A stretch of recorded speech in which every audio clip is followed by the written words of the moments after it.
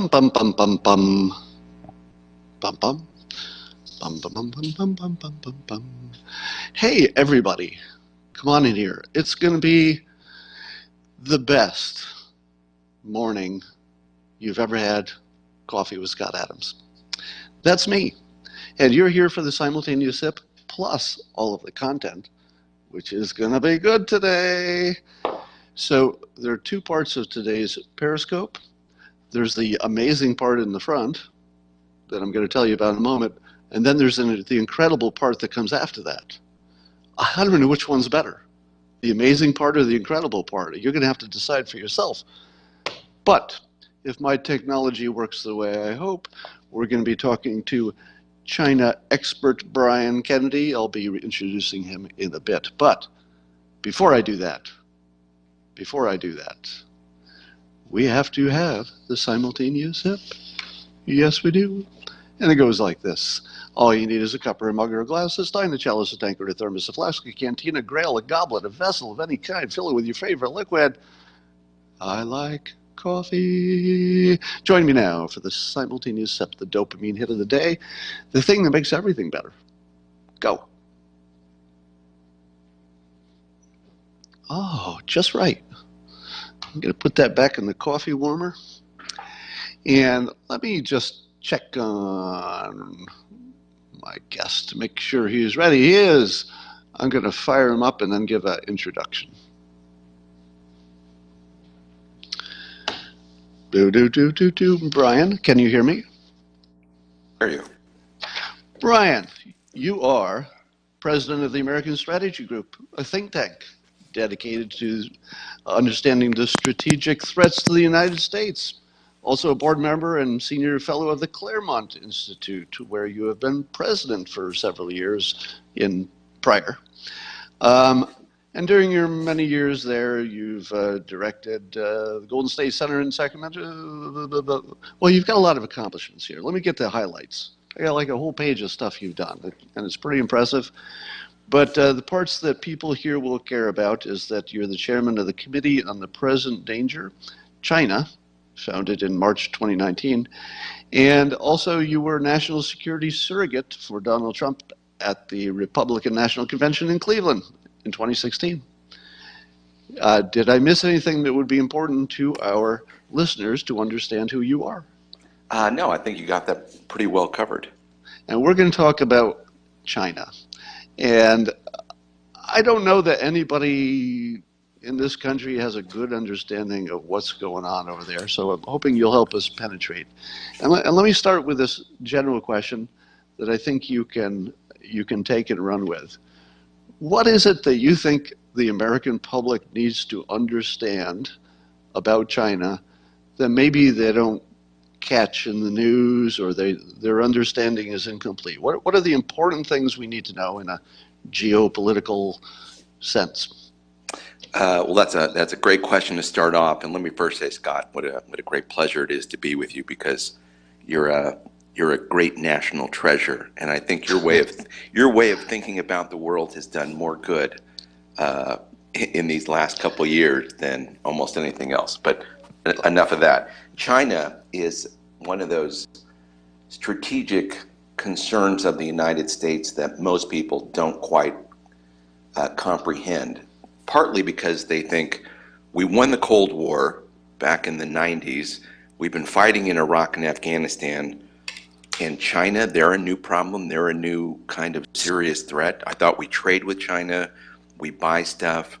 Everybody knows Chinese people. They don't seem like bad people. They seem like good people. They're our neighbors. They're our friends. They are? You know, they are, yeah, absolutely. And so when we encounter Chinese people, it's typically in a pretty favorable transaction. Right. And so it's hard for Americans to get their minds wrapped around that there is this country of 1.4 billion people, half a world away, that is causing us all these problems.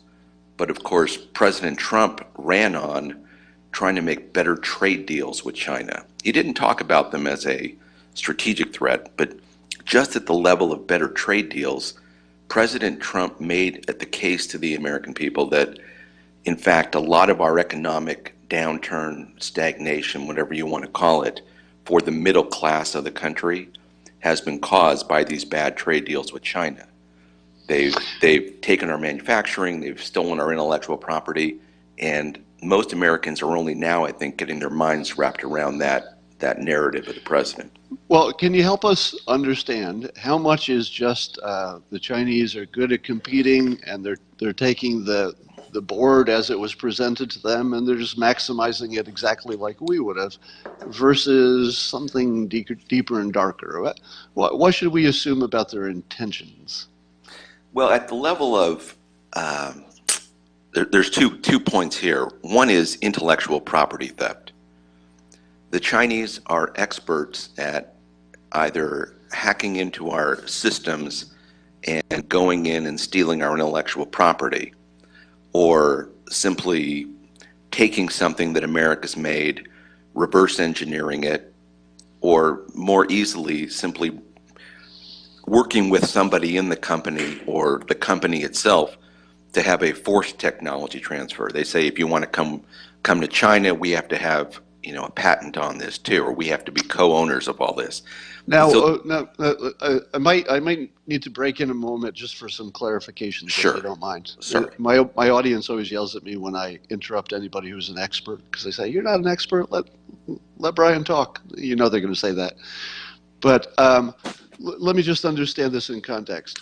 An American tech company would probably routinely get a hold of a competitor's product and reverse engineer it if they thought there was some advantage they were trying to figure out. So if China does it in just the reverse engineering sense, isn't that completely normal?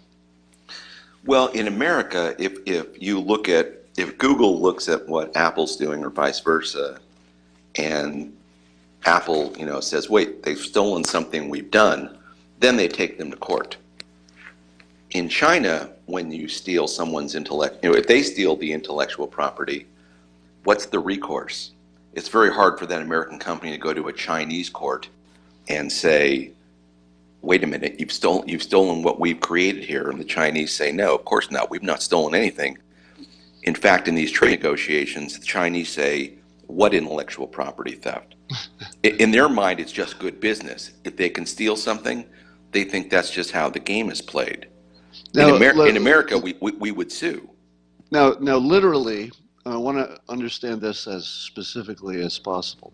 If we were to talk to a bunch of Chinese CEOs, let's say tech CEOs, and we said, it's bad business practice and it's bad for the world and you shouldn't be stealing other people's technology, would they look at you like they didn't even understand the point? I mean, do they even get the point that there's a long-term business benefit in dealing with people squarely versus just taking every advantage you could get? Is there a difference in the culture in terms of not understanding the long-term advantage of trust and building partnerships versus, well, if you left it on the table, I could just pick it up?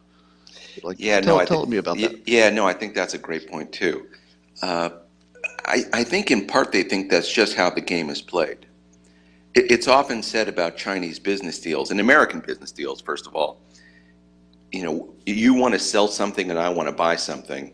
If you sell it for $1 and I want to buy it for $1 and it's something I want, that's a good transaction.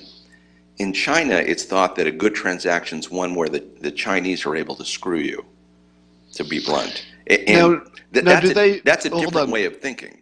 But now, do they apply the same thinking locally? In other words, when two Chinese companies are doing business, do they ever think in terms of, well, I want a win-win situation here because I want other people to trust me and work with me, and I want everybody to win because in the long term that's better for everybody?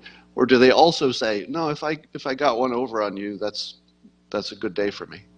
Well, in all the writings culturally about Chinese business, it's the latter. If they can get away with it, they will. It's not that they're not forced very often to play fair, but it's usually, even on the local level, it's two competitors forcing each other to play fair. Have you ever looked into the historical, cultural reason for that difference? I was reading this book called, what is it, American Nations? Something like that. It was talking about how our early business ethics, if you will, I think came from the Dutch. So the Dutch had sort of a, we'll deal with anybody, it just has to be fair. You know, everybody's playing fair, it doesn't matter who you are, we'll deal with you, but it just has to be fair. And I feel like that came from some sort of a Christian influence. Do you think that there's something in the Christian influence of Western business, even if you're not a Christian, you're still influenced by that ethical standard? Do you think that just is lacking in China because there's not a religious kind of God's watching situation? Well, perhaps. I certainly can see in America why that made sense to what you're describing.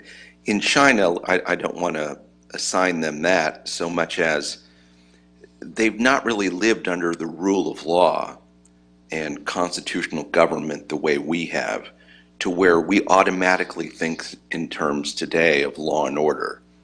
Just in terms of where it comes from, China has been living under a certain form of warlordism for thousands of years, to where it's all strength against strength and competition.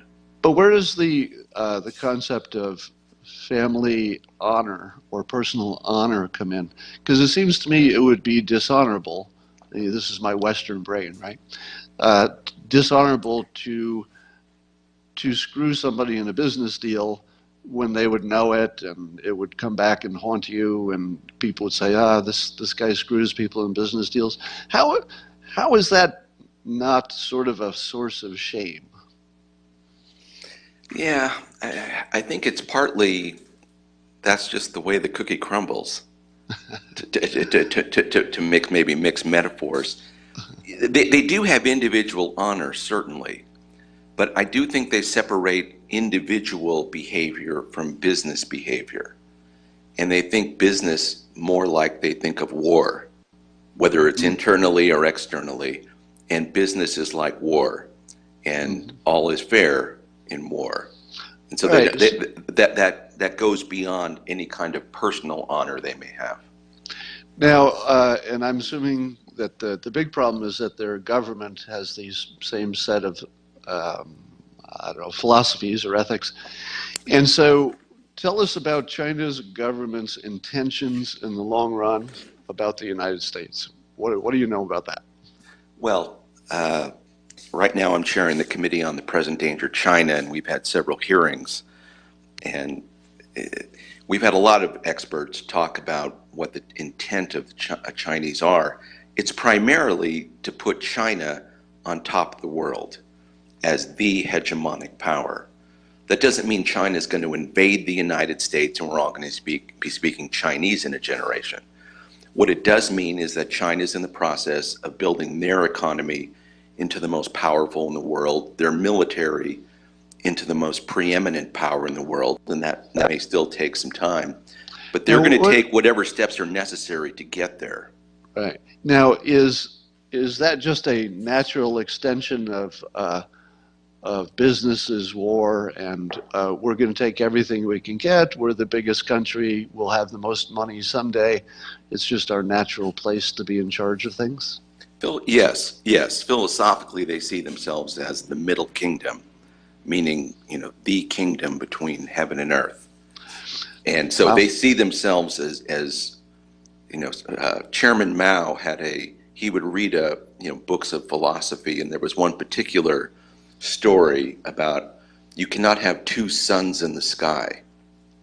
And that had a profound impact on him. You can't have two suns in the sky. There was going to be one sun, and that one sun was going to be China. And so they think of themselves in a very profound way. America doesn't, we happen to be the most powerful country in the world and the richest, but that doesn't mean we're the biggest, and there's a lot of indicators against us at this moment. China has a long-term view that they're going to be that preeminent power. Now, does the United States not also want to be the most influential country and stay that way? I mean, because it sounds like what they want is pretty similar to what we want. Wouldn't we want to have enough control over the Middle East? Wouldn't we want to be able to get the trade deals we want? I mean, if we could get deals that were better for us than them, wouldn't we take it? Maybe yes, maybe no. Right now, we have a whole bunch of environmental policies, just to take one example, that disadvantage us with regards to China. China has all sorts of trade laws. You know, China has access, before President Trump, to any U.S. market, or almost any U.S. market. The United States did not have a similar access. Now, why weren't U.S. leaders before Trump pressing for the United States to have that advantage? Because we thought, we want China to develop, we want other countries to develop, and so we're not going to do everything in our power to keep all this manufacturing and wealth here. We're going to be willing to export it somewhere else.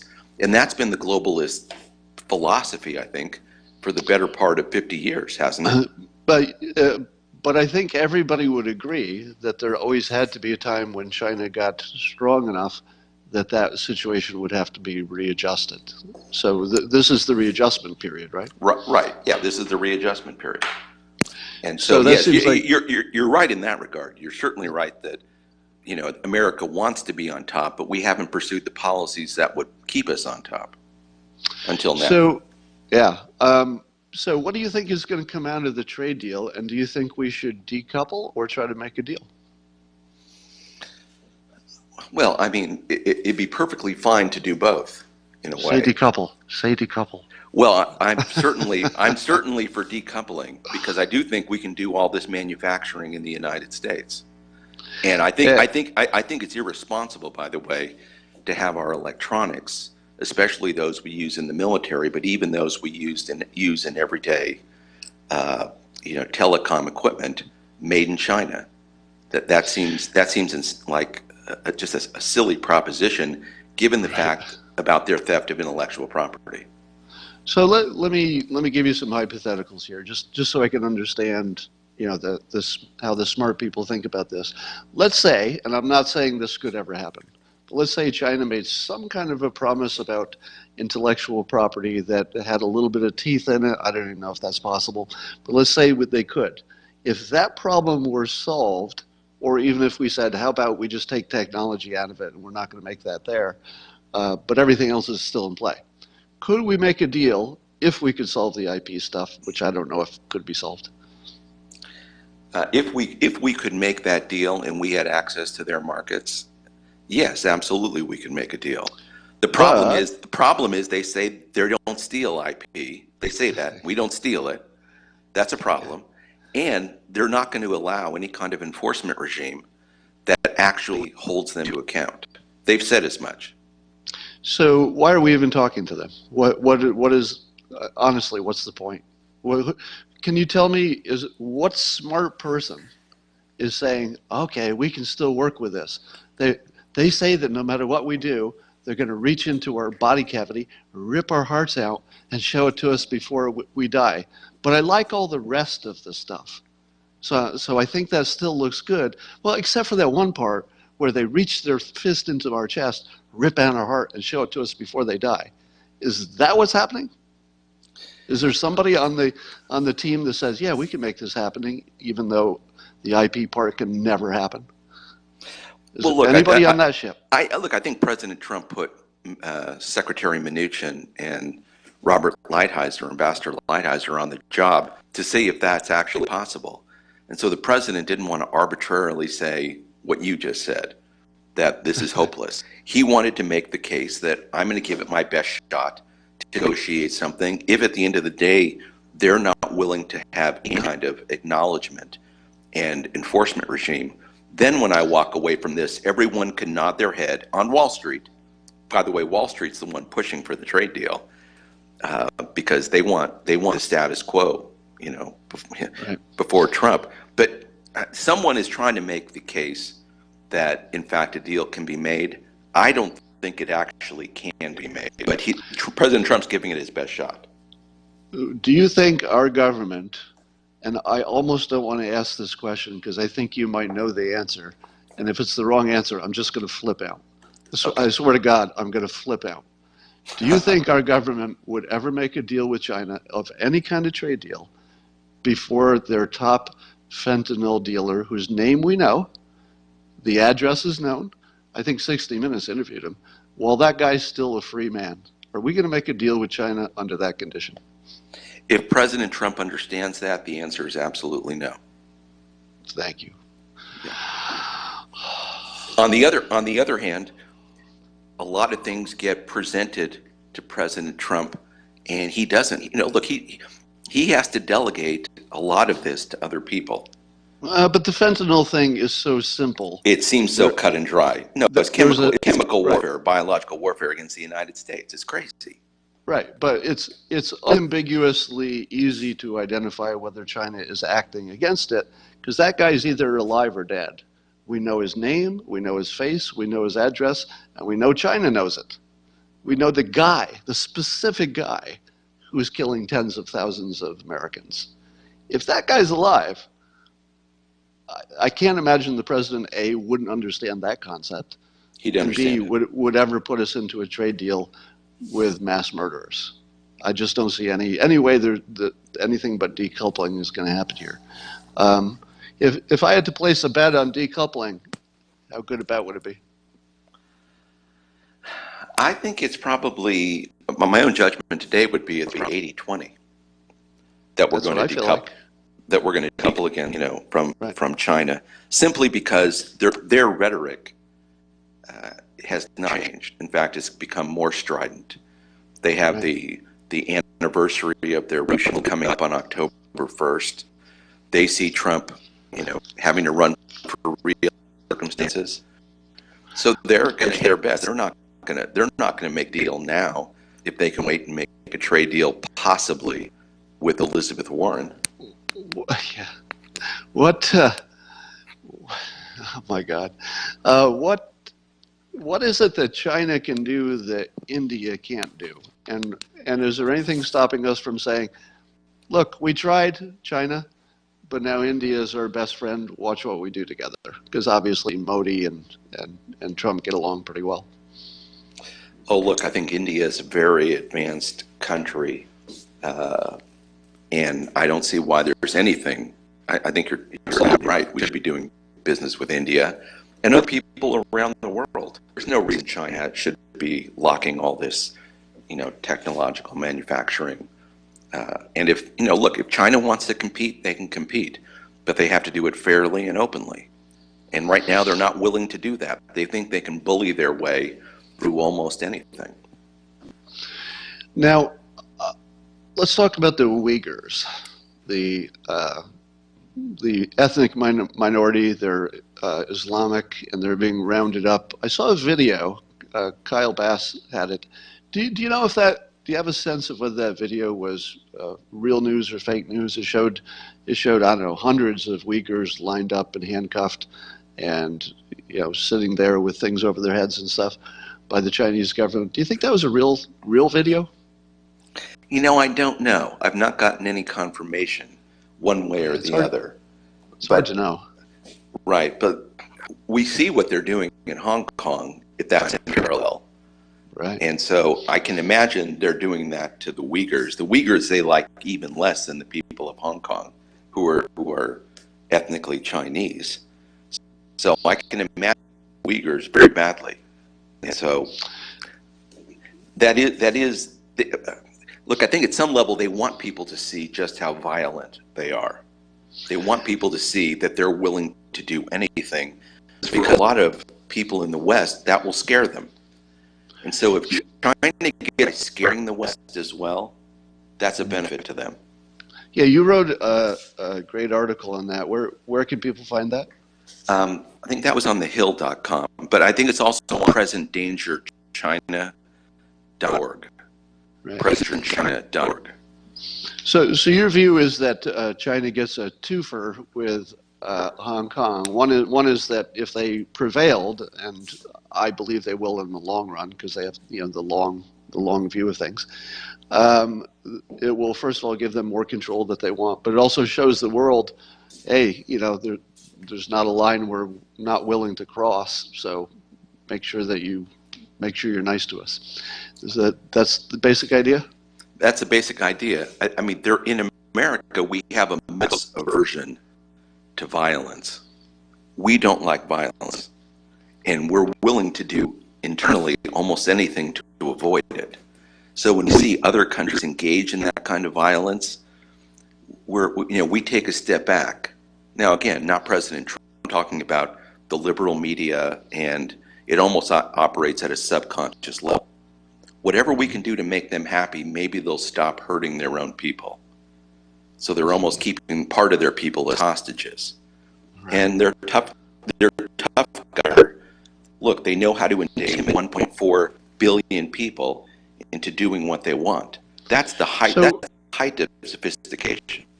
So, can you give us a little summary of what the average, let's say, middle class and higher Chinese citizen can or does see on the internet?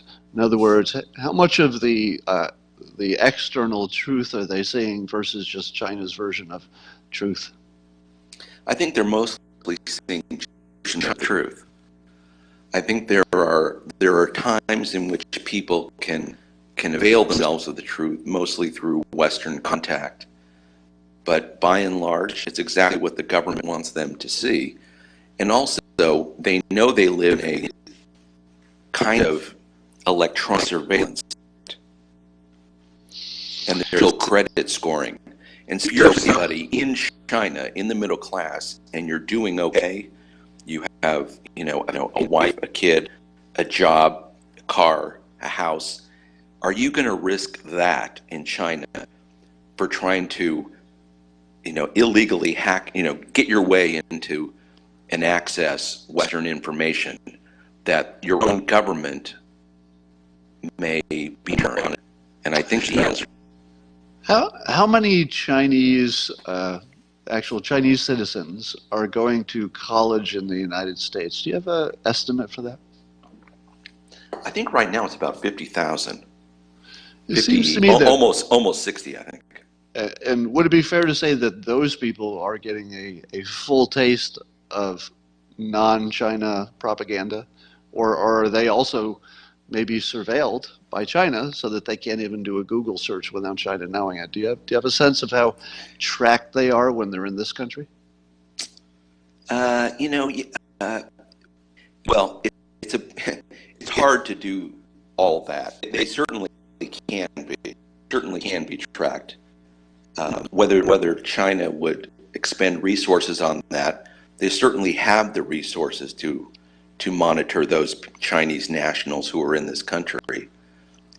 But again, once they're sent here, they're part of the Chinese elite. And those folks will self-regulate to a large degree because they want to go back home to China and be part of the Chinese elite. But I get what you're saying about self-regulating, and certainly their self-interest is, let's just go back to China and live my great life. But they would still be infected with a set of knowledge that would not be common to the Chinese people, and it feels like that would seep out. Absolutely. So let me ask you this. Are we better off or worse off because we host so many Chinese students in our universities? Are we sending them back with like a little freedom virus that maybe they don't even know they have, but time goes by and they're like, I saw how America does it and I'm just not going to put up with this anymore? Are we winning or losing by educating their elite? Yeah, probably, unfortunately, we're losing because we're exporting a knowledge base that they wouldn't otherwise be able to easily acquire. And they're taking that back and making China state of communism is still ruling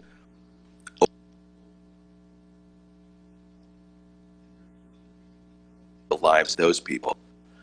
I'm not saying it's a total waste. Yeah. One side note, I'm on the board of a Catholic high school, for instance, and we have 30 kids from China. And two of them, we heard this story recently, two of them FaceTime their parents. It's an all-boys school. They're 17 years old. They FaceTime their parents. Both these boys tell their father that they love them, and their fathers told them they love them back. And this was time in 17 years that had ever happened, that both sides had said, I love you. Now, I find that mind-blowing. that Now, never in 7 what? years, my son and father said, this after being in America at a Catholic school for 3 years. That Transmitted, call it an infection, whatever you want to say, but Americans and been somewhere. So what would you think of this idea? Suppose we said, hey, China, we're going to send back one student for every fentanyl death in this country. Do whatever you want. That's just our new system. We're just going to pick one, send them home, and there are 50,000 of them here. So that should take a little over 2 years to get rid of every Chinese student. How long would it take? In other words, I'm asking how important is it to China that they can get educations here? How long would it take before the elite said, wait a minute, my kid can't get the finest education because we're killing their citizens? I mean, do we really need to do that? I'd like my kid to get an education. How long would it take before that would change minds over there? Or would it? It would probably change it immediately. The elites Really? very much want. Well, I think the Really? elites very much the elites very much want their children educated in the United. They want them exposed to Western, you know, well, Western then educations. the genius of my idea is that they would know exactly why their kid got kicked out, and they're going to make a big stink about it. And so we would be weaponizing one person after another, one set of parents after another in the elite, to go back to their other elite and say, you know, maybe this isn't going to work out just the way we want. I like the part where we kill Americans, but I don't like the part where my kid can't go to college there. Yes, Just I putting think that out there. I think it's a good idea. Now, Scott, I noticed some people saying they can't hear me very well on the read. So if you've seen my periscopes, you know that they say that all the time. Okay. There are two things. You can hear me. Yeah, I can hear you fine. Okay. And in the replay, it's usually fine. Some people Okay, have good. problems on their end with their connection, and then they start complaining. And some of Okay. it is trolls just saying the sound is bad. They're trying to just interrupt the program. I'm sorry. So I've got a number of other topics, but I want to give you as much time as you want to get your message out, because I think it's important and people don't hear from this. What should I have asked about China? What's a theme that you'd really like to make sure we understand? Well, I think the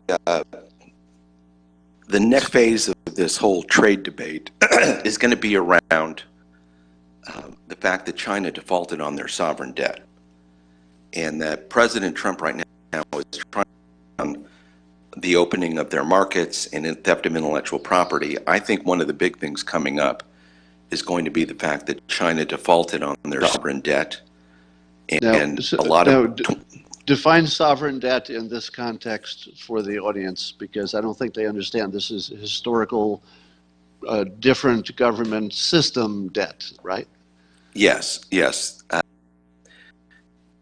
Back in the last century, early in the last century, when they had their revolution from the republic, global capital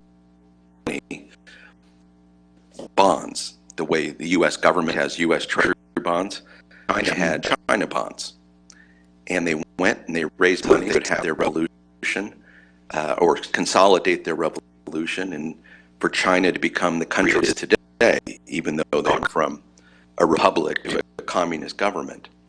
Well, they quit paying back in 1998. Again, I don't want to get too deep in the weeds here, other than to say China global system where they engage in trade, borrow money.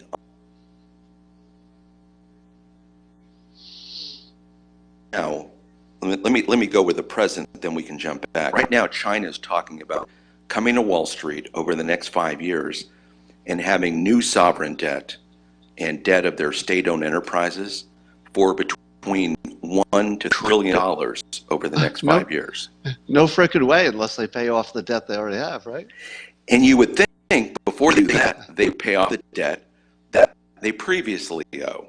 Now, they paid the British back in the 90s because Margaret Thatcher stood up to them, and they were negotiating Hong Kong and a bunch of other things. Right. But now they want back to American capital markets to borrow trillions of dollars. They haven't made good on this debt. Wow. And press knows about it. And the administration, I think we're going to see, is also then over that money that 20,000 families in, I think, 46 states own. And the Chinese money, and they owe the American people money. Can I interrupt you? The audience is going nuts. Let me just say to the audience, I'm not going to reboot. There's nothing I can do about it. I know you're having a little crackling with the sound. You don't have to all tell us. A few of us told us, and now I understand. All right.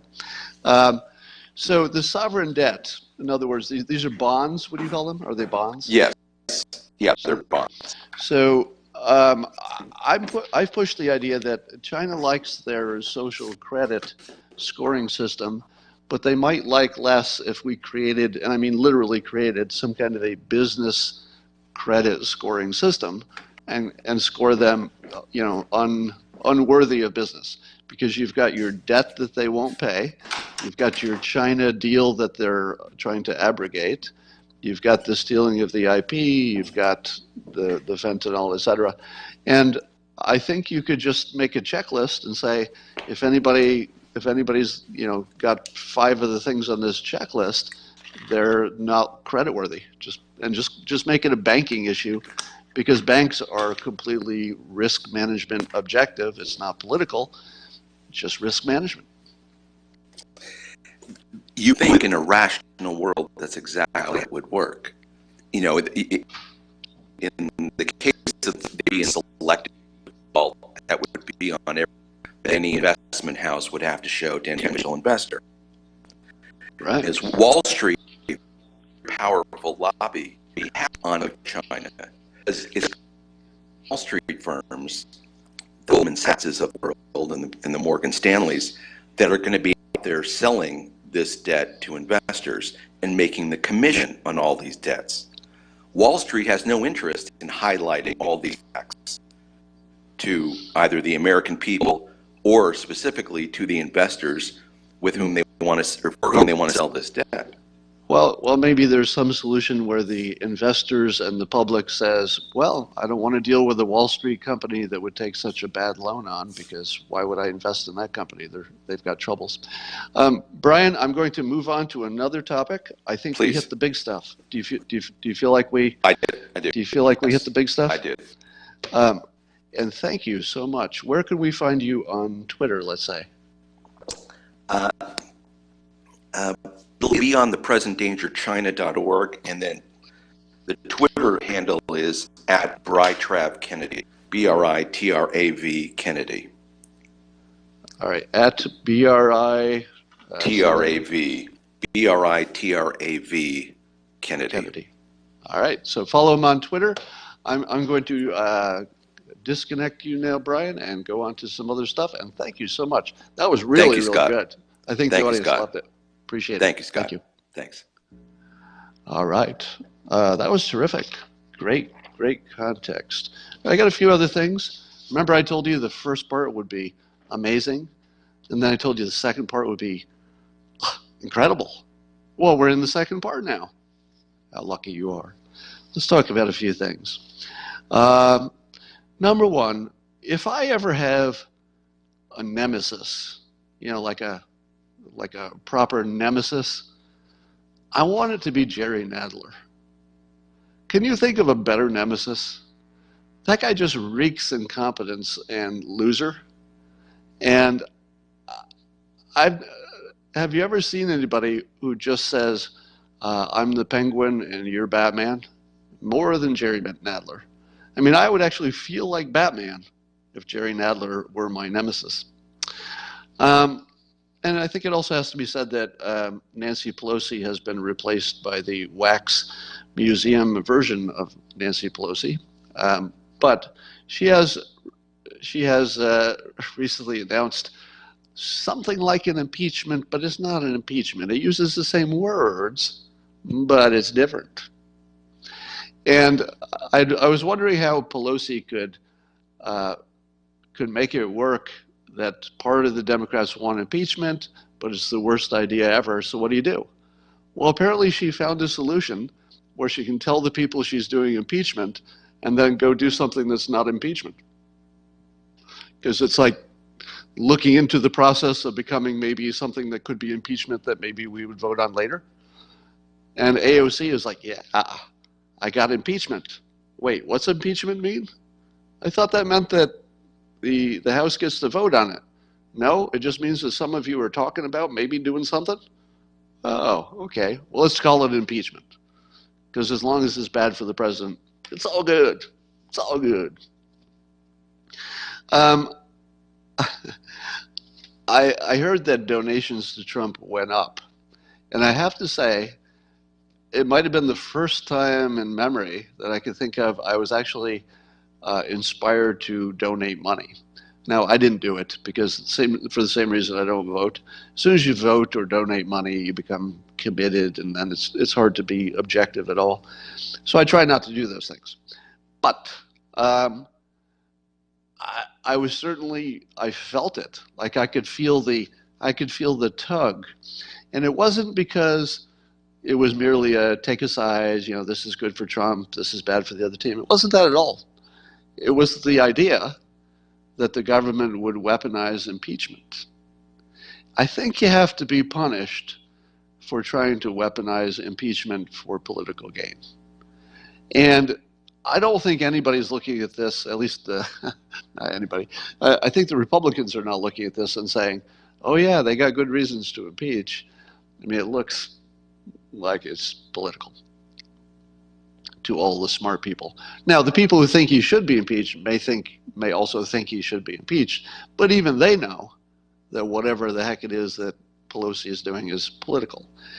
And I don't think impeachment was meant to be a political tool. And so the ultimate bosses of the process are the voters, and we voters can vote in two different ways: by giving money, well, three ways if you count speaking out in public, and then voting. So I got a feeling that the citizens of this country who have some respect for the, I don't know, the Constitution, are going to say, you know, that wasn't exactly what we had in mind with impeachment. Maybe we should punish you a little bit with our votes and our money. So somebody said on the comments here that the transcript is out. Tell me in the comments, since I can't look at it, is anybody saying there are any surprises in there?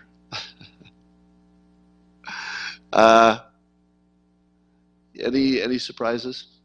I doubt there would, or he wouldn't have announced it.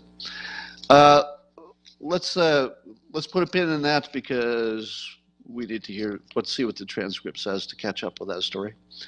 All right, here's an idea that's like the scariest thing you've seen. I mentioned it before when I was referencing a tweet by Naval, and he mentioned the Panopticon. The Panopticon is a building where somebody can observe you, but you can't observe the people who are observing. It's a one-way observation.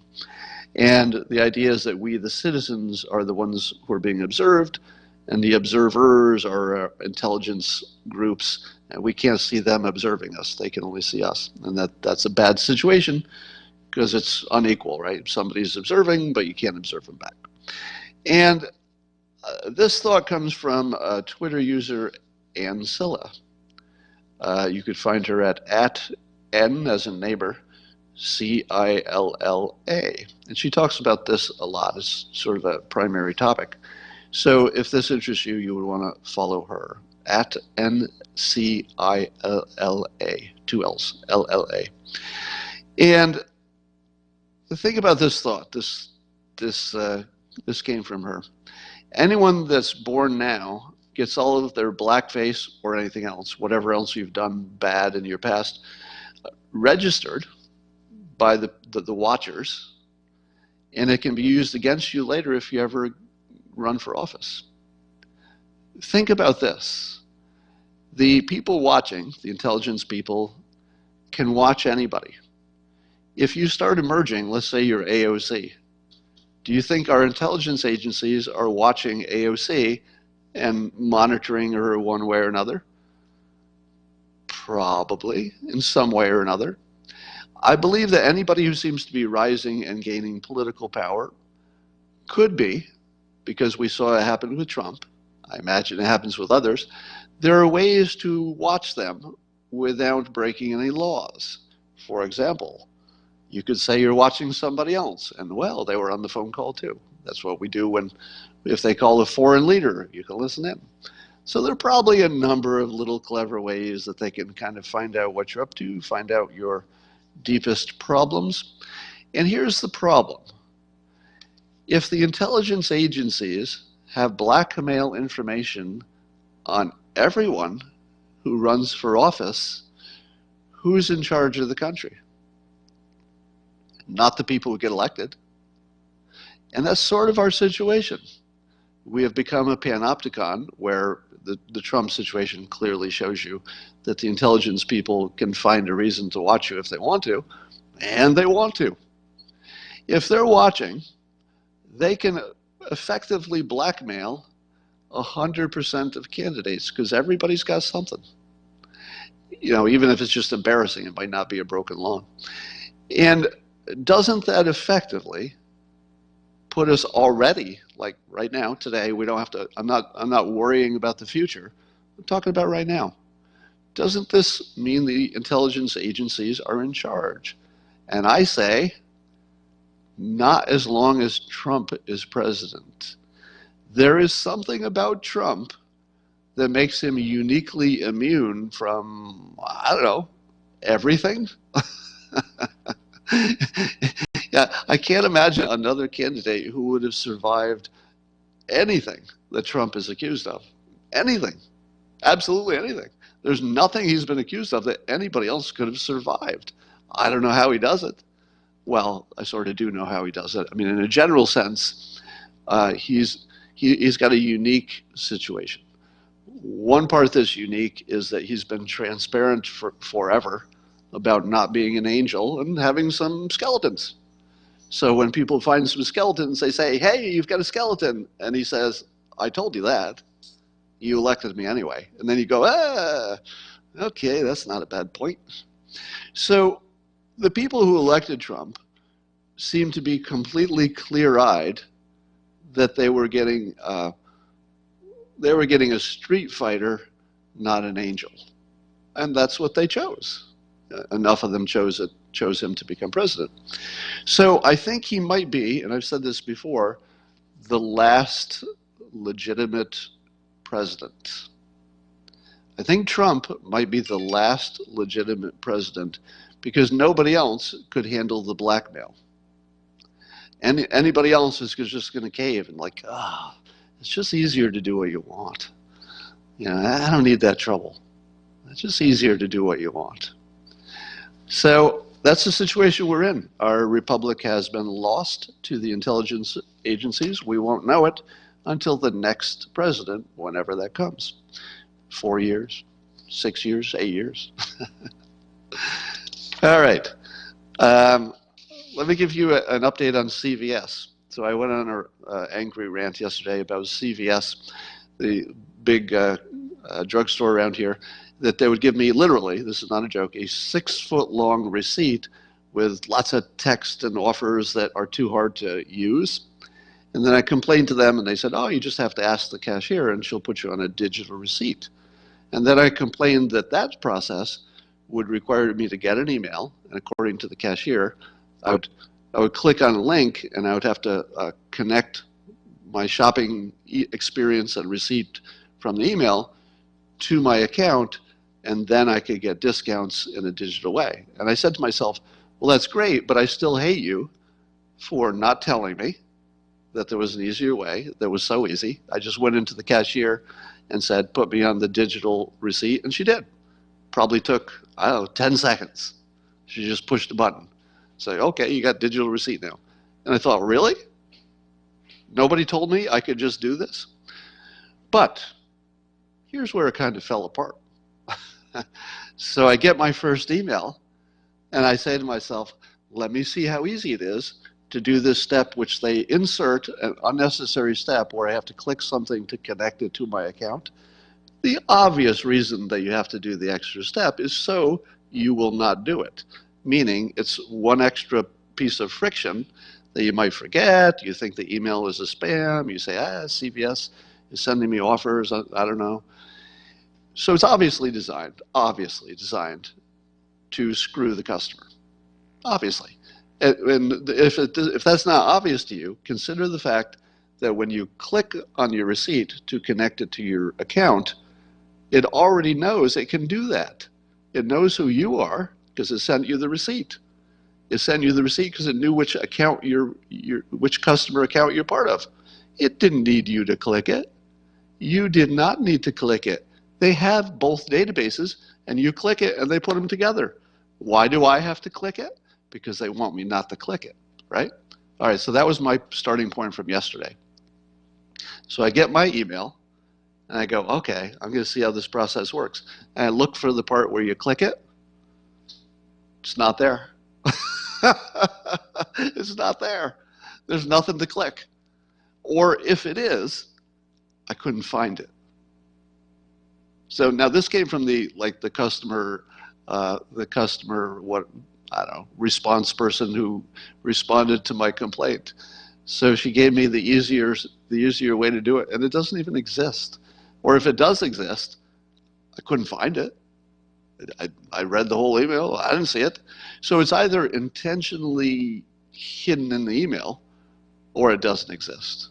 So now I don't have a paper receipt, which I could use inconveniently. I could use that to get a discount. Now I never will get those unless I change it back. Now I get a digital one that I can't use in any way at all. CVS, this is the worst customer experience of all time. I hope somebody at CVS sees this, because you have to know, I've never seen on any company in any way, other than maybe a company that won't return your call at all or something.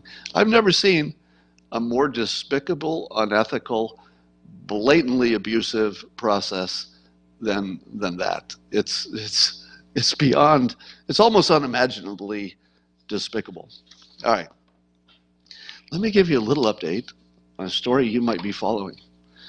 It involves my internet conversation with a fellow who used to work at Gawker. Yeah, he used to work at Gawker, but now he doesn't work at Gawker. His name is John Cook, and he lists in his profile that he's the investigations editor at Business Insider, former executive editor of Gawker Media, and editor-in-chief of the Intercept. So in other words, he's a news person. He is a news person. That's important to the story. He tweeted at me, this was a reference to the Jake Tapper is drawing my comic Dilbert this week, and that will go to charity for homes for our troops. And if you see my pinned tweet, you'll know how to get there if you want to participate in the auction to buy that. Anyway, a lot of bad people weighed in to explain why they were so unhappy that Jake Tapper would be working with somebody as bad as me. Now, of course, conservatives weighed in and said, Scott, why are you working with somebody as bad as Jake Tapper? So we both got a good dose of it.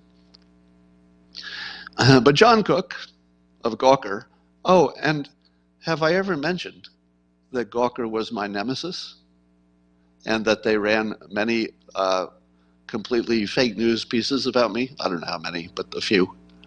So this person, X of Gawker, he tweets this, and he's tweeting it to, I think that he was tweeting it to Jake, or at least it was part of Jake's Twitter comments. So John Cook says, it is extremely wild to see the Louis Farrakhan policer. So he's calling Jake Tapper a Louis Farrakhan policer because Jake called out Louis Farrakhan for anti-Semitic stuff, right? So that would make him the Louis Farrakhan policer. So he says that it's extremely wild to see the Louis Farrakhan policer teaming up with Scott Adams, who is basically the Louis Farrakhan of incel white nationalists. But hey, it's for the troops. Now, I commented back to John Cook, and I quote, "No wonder your piece of shit Gawker publication got its balls cut off. My lawyers will be contacting you."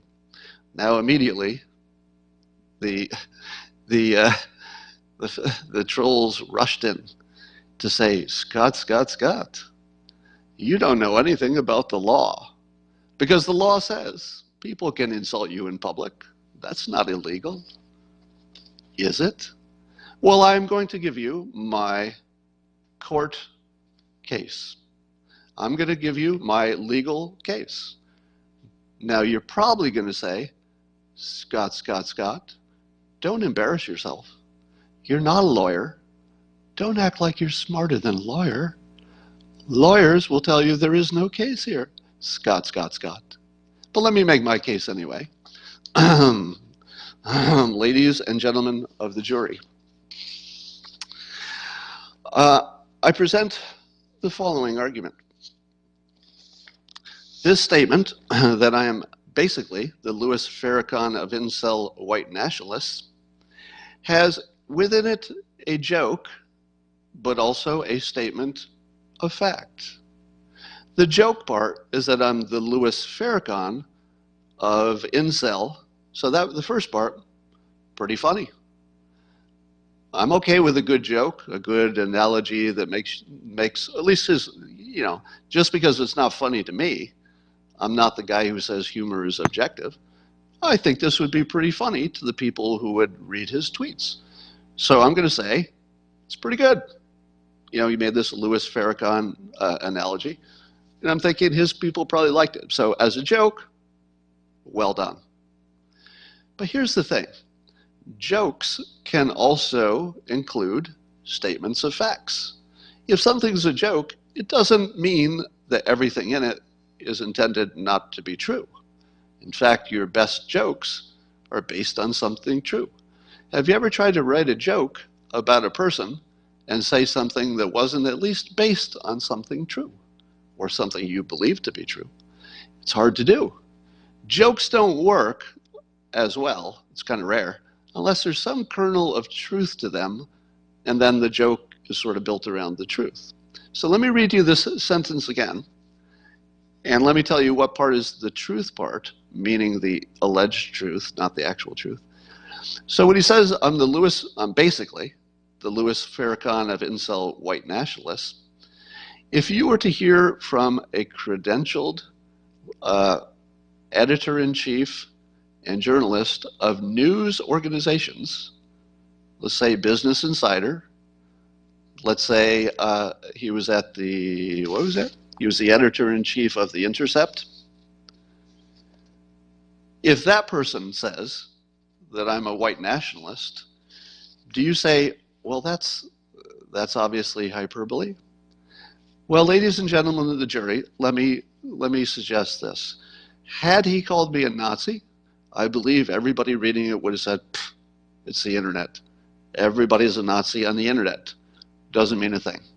Would we agree, ladies and gentlemen of the jury, that had he called me a Nazi, there would be nothing to talk about? We're agreed, right? Suppose he had said, I'm a racist. And it's not true, just like I'm not a Nazi. Would that be legally actionable if he called me a racist? Because he's a journalist, remember? No, it would not. Because journalists call people racist all the time. All the time. And people who read it, I would say generally any normal person would say, everybody's calling everybody racist.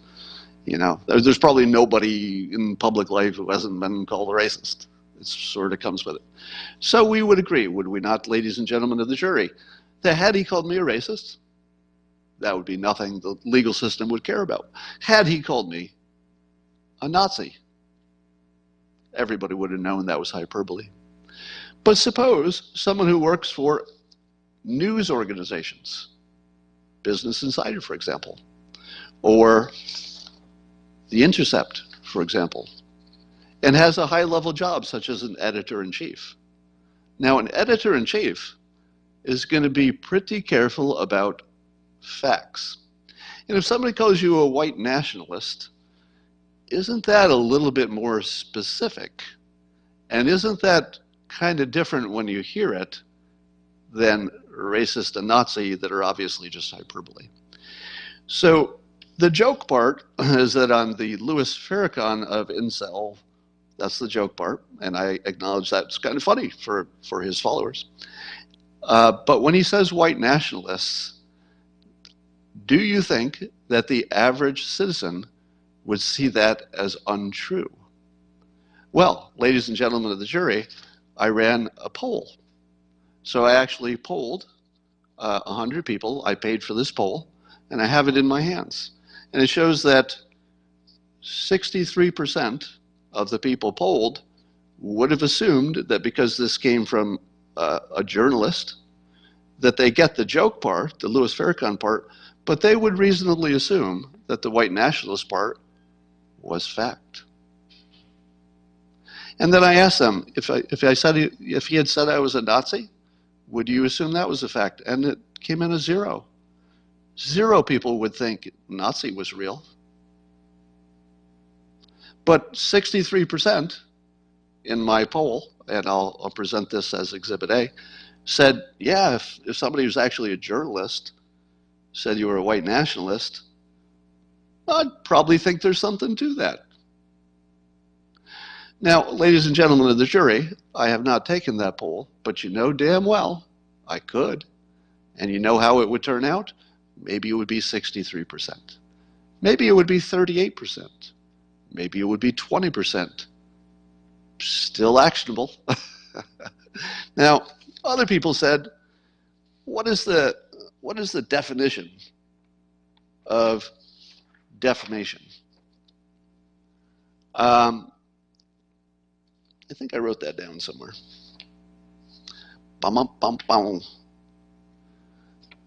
Yeah, that would be terrible if I didn't write that down. But let me tell you, and somebody on Twitter who's a lawyer, I guess, said, "Oh, that I'll run into the case of the New York Times versus Sullivan, 1964." So I guess in that New York Times versus Sullivan, it was decided that people insulting or saying things about public figures are not going to have the same treatment as if it was private citizens saying something about each other. So if you're an elected politician and the news business says something about you that's untrue, you've got a real tough case.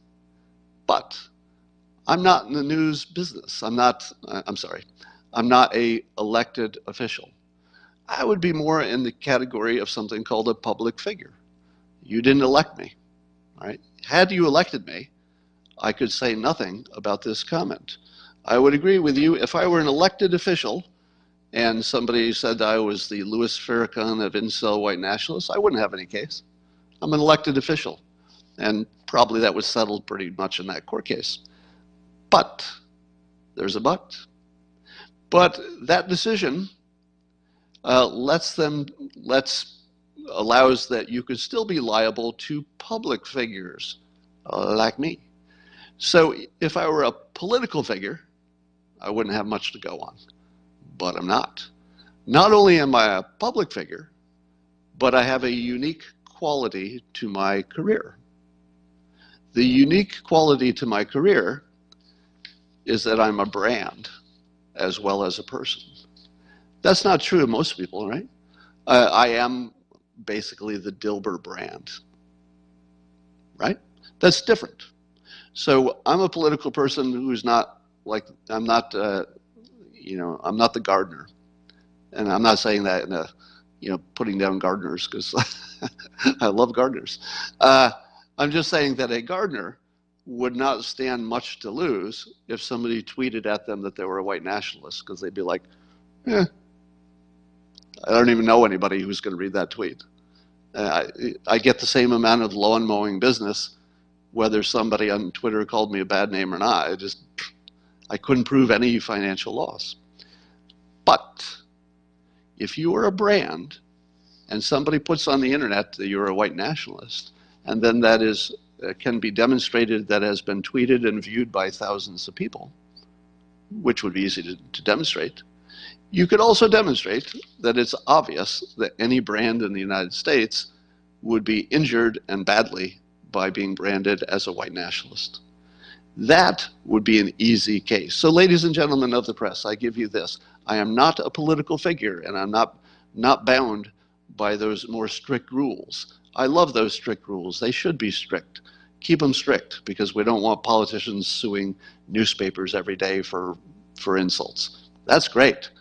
But if you are a private citizen, ladies and gentlemen of the jury, and your personal reputation was connected to your brand, and somebody on the internet who is a journalist, not a regular citizen, someone who has editor-in-chief of a news organization in their profile, so everybody can see who they are, if that person says, even jokingly, blah, blah, blah, white nationalist, and I show you the survey that says how many people believe that that was probably true, I have demonstrated, first of all, it's obvious that a brand is damaged by being a white nationalist. Do you, ladies and gentlemen of the jury, agree with that point?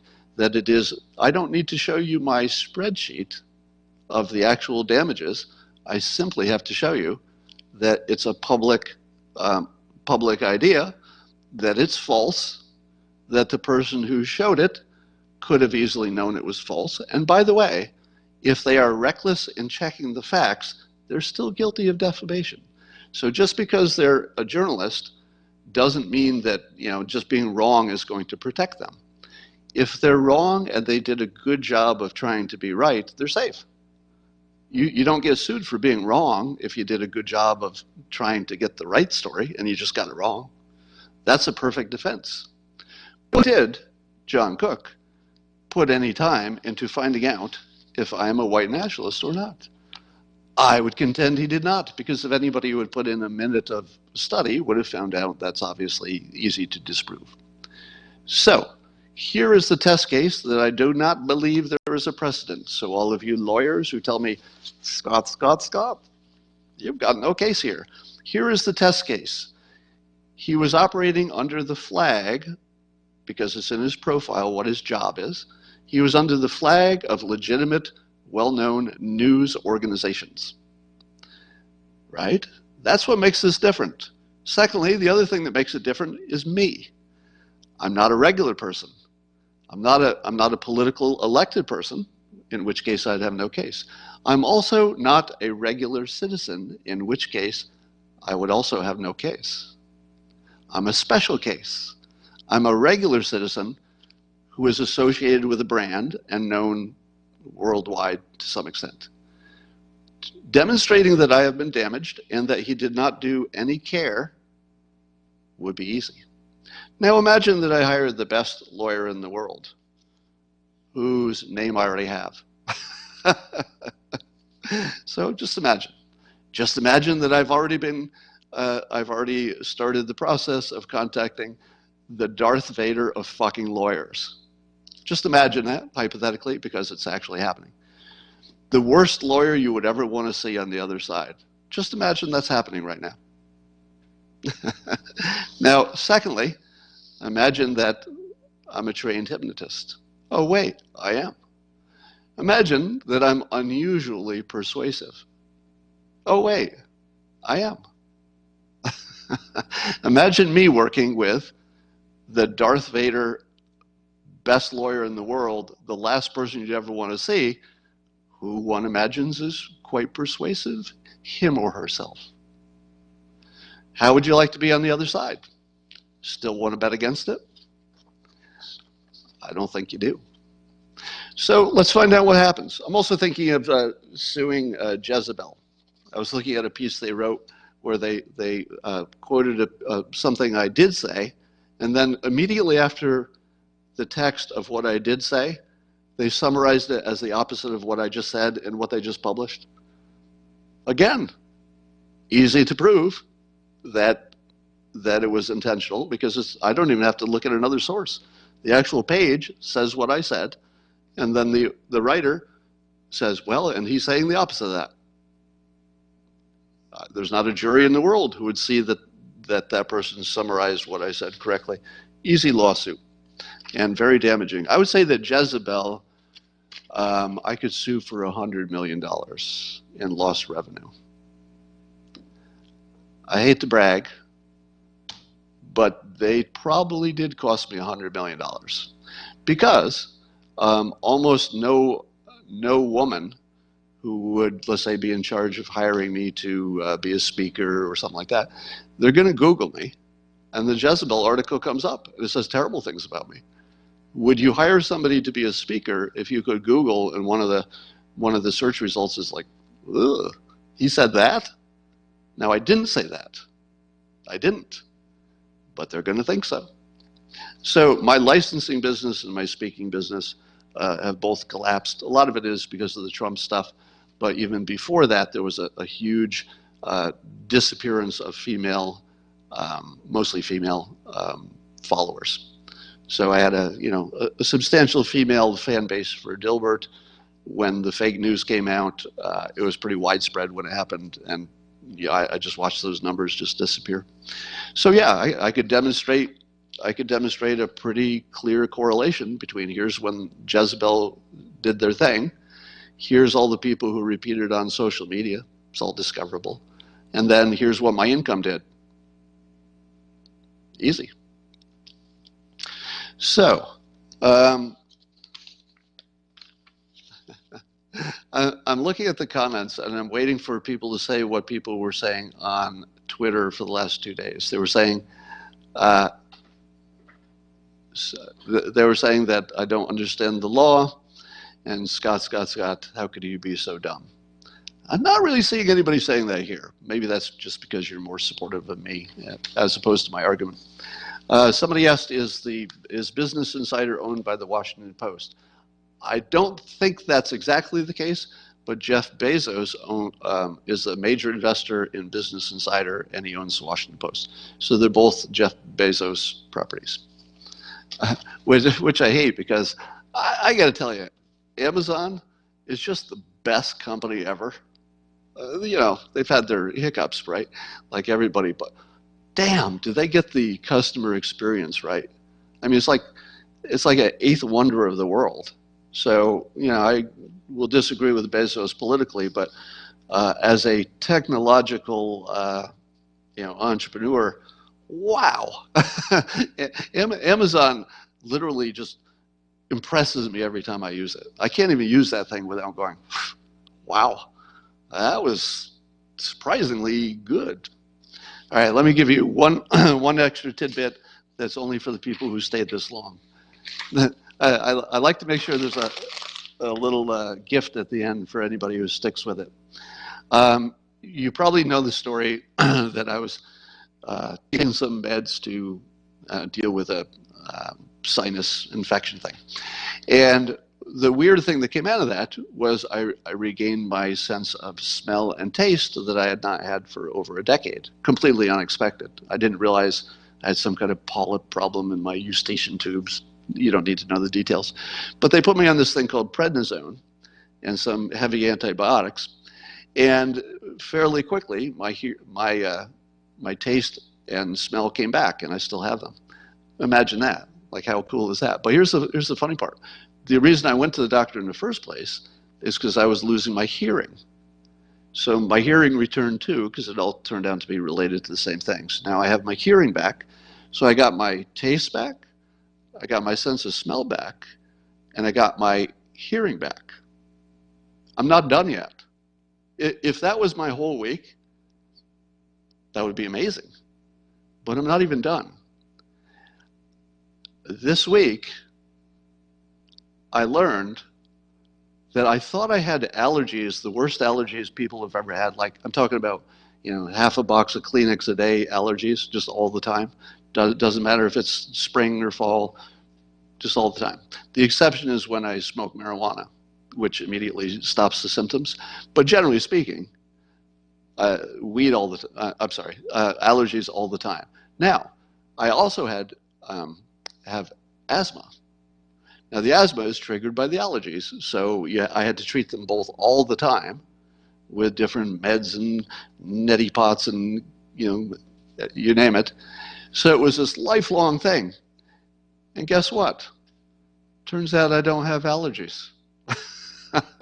Because when the sinus infection was treated, I have no allergies for the first time in my adult life. Let me say that again. I don't have allergies.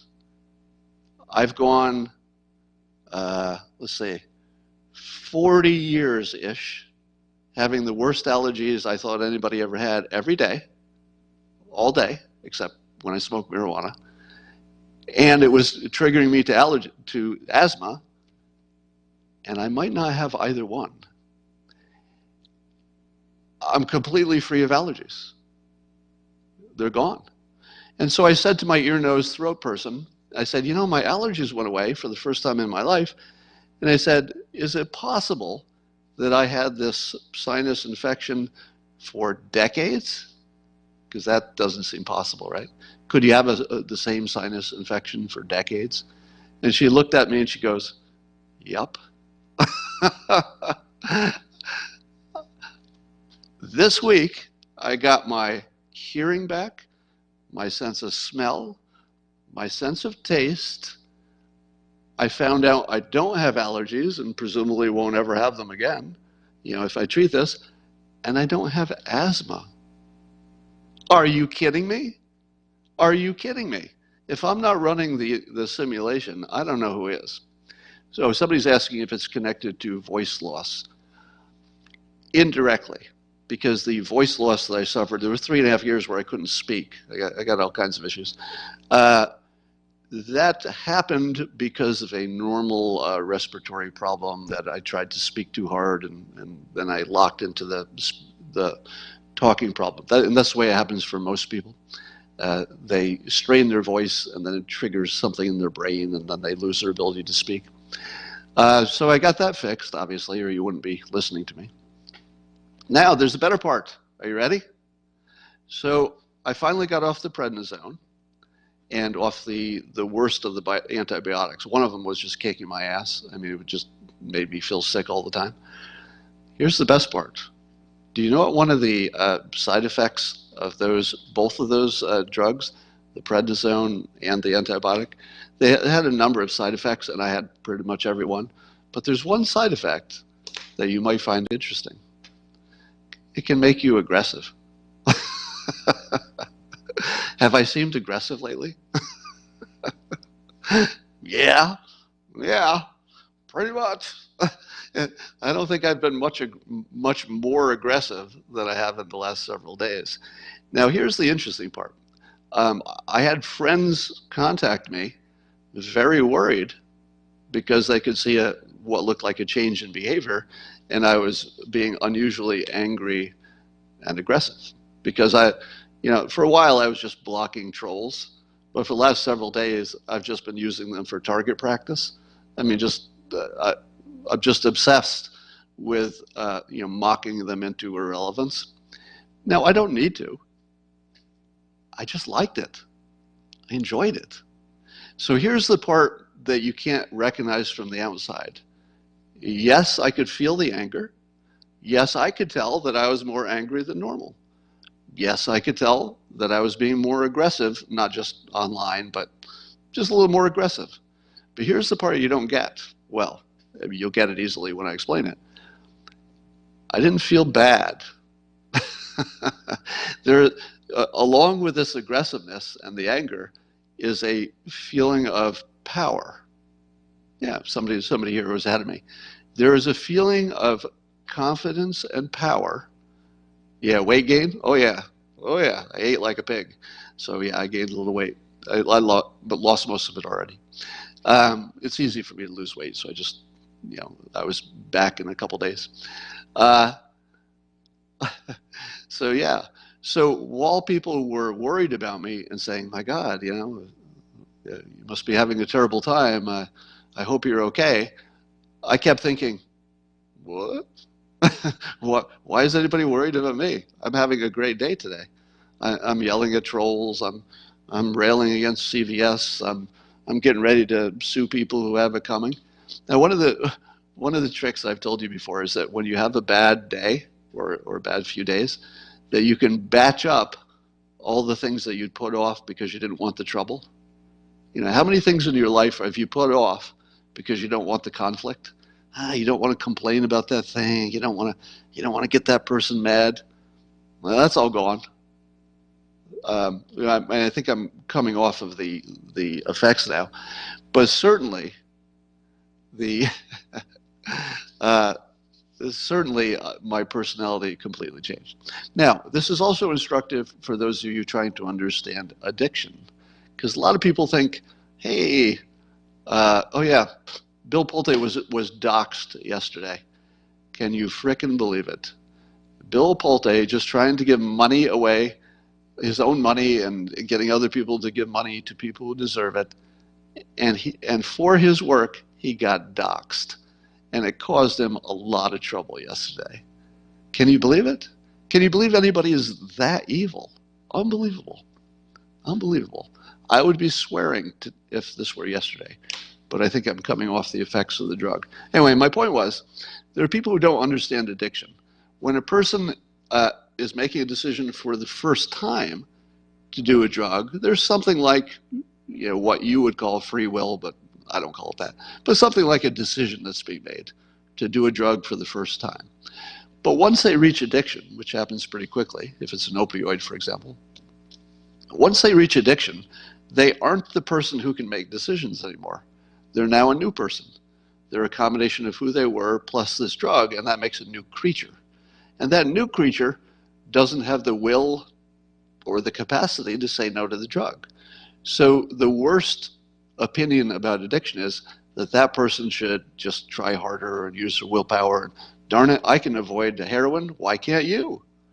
A complete understanding of how the brain works and what it makes to be a person.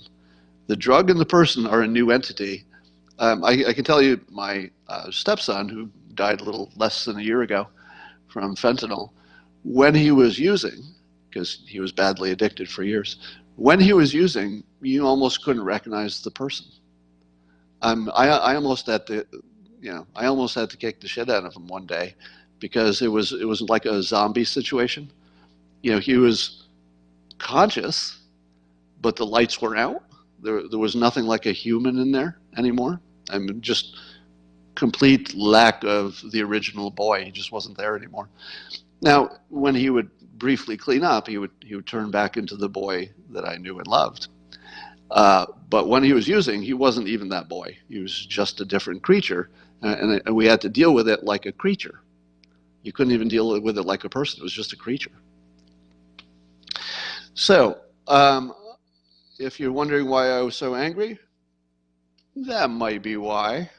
It probably was the meds I was on. Those are known side effects. And I did feel different, but I didn't feel bad. I didn't feel bad. So if you're feeling sorry for me, don't. I had a good week. And I will talk to you later.